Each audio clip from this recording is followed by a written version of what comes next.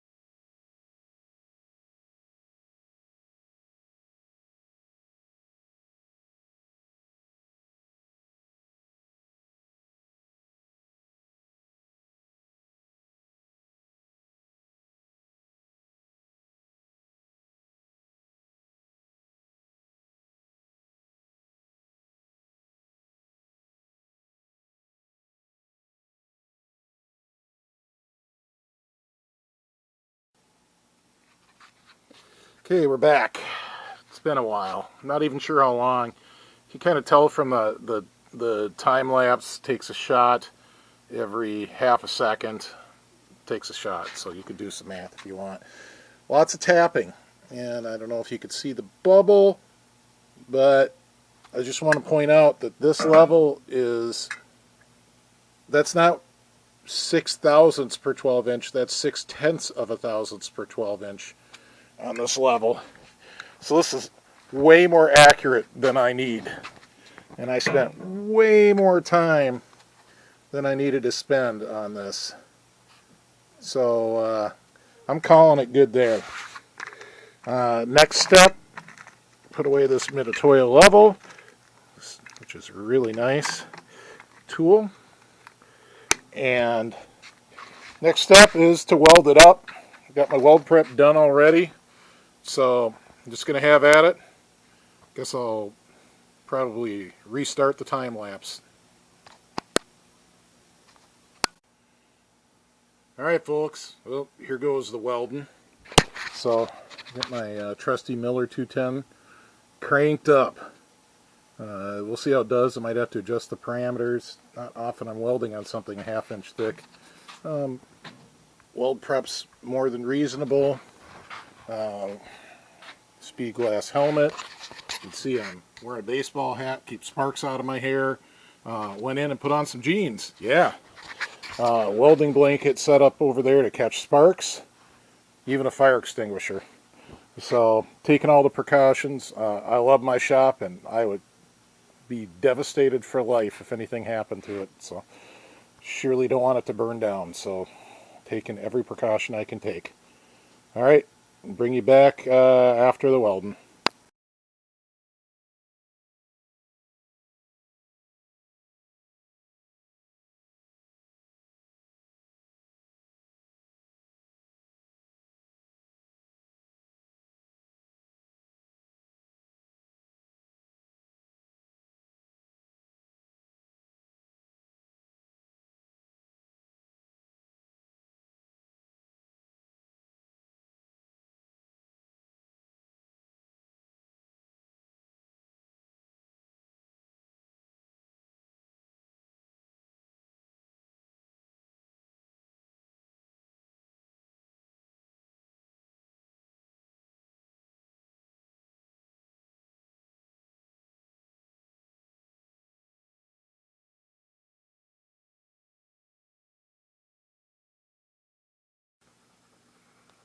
Hey there, Motorheads. I'm back. I just want to show you the new camera quick. It's an DJI brand Osmo Action. It's got a front and a rear screen. People compare it to a GoPro 9, but it's half the price. You know, you get what you pay for. Flip it around to the front screen. Look at that. Looking at us. So, there you go. Just thought you'd want to see that, and we continuing on this video with the new camera.